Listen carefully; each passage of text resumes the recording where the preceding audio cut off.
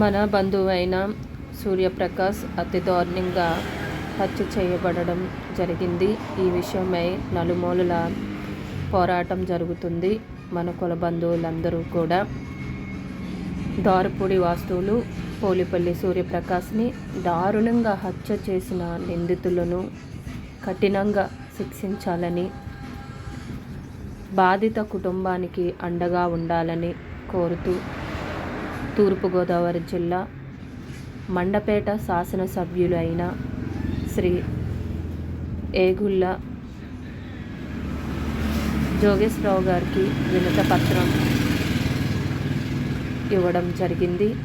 దానిపై స్పందిస్తూ ఈ యొక్క సంఘటన ఆయన దృష్టికి వచ్చిందని, దానిపై ఎంతో బాధ వ్యక్తం చేశామని, మరి దీని మీద లోతు విచారణ జరిపిస్తామని చెప్పడం జరిగింది. అలాగే మన కుల బంధువులందరూ కూడా ఎమ్మెల్యే గారిని బాధిత కుటుంబానికి అండగా ఉండాలని కోరడం జరిగింది. మన ద్వారపూడి వాస్తవ్యులు పోలిపల్లి సూర్యప్రకాష్ హత్య గురించి ఈరోజు మండపేట నియోజకవర్గ శాసనసభ్యులు ఉదయం మనకి 8:30కి అపాయింట్మెంట్ ఇచ్చారు కాబట్టి ఆయన కలవడానికి నేను తణుకు నుంచి బయలుదేరానండి. ఇప్పుడు 6:55 అయింది. నేను తణుకు నుంచి బయలుదేరుతున్నాను. నిశ్శబ్దం నేరం, సూర్యప్రకాష్ ఆత్మఘోష ఒక హెచ్చరిక. చీకటి పడితే లోకం నిద్రపోతుంది, కానీ ఆ ఇంట్లో మాత్రం నిశ్శబ్దం అరుస్తుంది. పోలిపల్లి సూర్యప్రకాష్ ఒక నిండు ప్రాణం, పరువు అనే రాక్షసుడికి బలైపోయి రోజులు గడుస్తున్న ఆ తల్లి కళ్ళల్లో కన్నీరు ఇంకుపోలేదు. తండ్రి చూపుల్లో శూన్యం తప్ప ఆశ కనిపించడం లేదు. దూరపూడి వీధుల్లో సూర్యప్రకాష్ నడిచిన అడుగులు ఇంకా మాయక ముందే అతడి జ్ఞాపకాలను కాలగర్భంలో కలిపేయడానికి కుట్రలు జరుగుతున్నాయా? కాకికి ఉన్న కసి మనకు లేదా? ఒక చెట్టు మీద ఉన్న కాకికి దెబ్బ తగిలితే ఎక్కడెక్కడో ఉన్న కాకులన్నీ ఒక చోట చేరి ఆకాశం దద్దరిల్లా అరుస్తాయి. అది వాటి ఐక్యత. కానీ అక్షరాల 15 లక్షల మంది జనాభా ఉన్న మన గాండ్ల కులంలో ఒక బిడ్డ అన్యాయంగా చనిపోతే కేవలం 10ల సంఖ్యలో మాత్రమే స్పందించుదాం. దీనికి సంకేతం మనం సంఖ్యలకే పరిమితమా? మన రక్తపు బిడ్డ ప్రాణం కంటే మన సౌకర్యమే ఎక్కువ. ఆ తల్లిదండ్రుల కన్నీరు మన ఇంటి ముంగిట శాపం. సూర్యప్రకాష్ తల్లిదండ్రులు అనుభవిస్తున్న నరకము అంతా ఇంత కాదు. వారు కోరుతున్నది ఆస్తుపాస్తులు కాదు, తమ కొడుకు మరణానికి కారణమైన నిందితులకు కఠిన శిక్ష.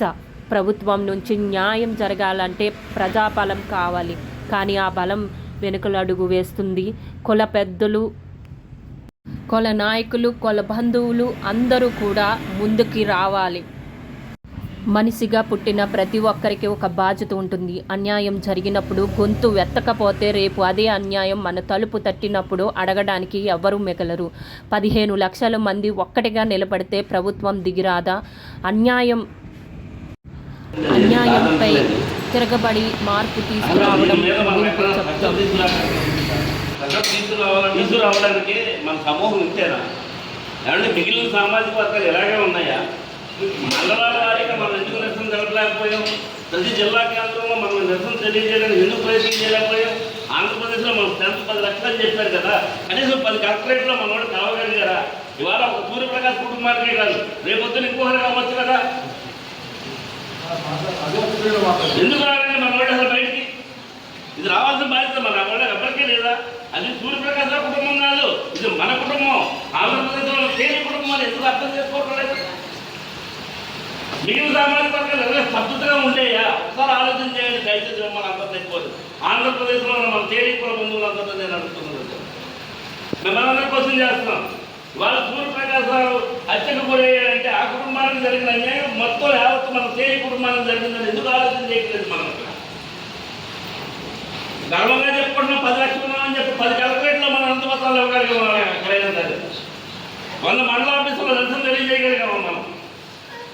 ఇలా మన సమూహం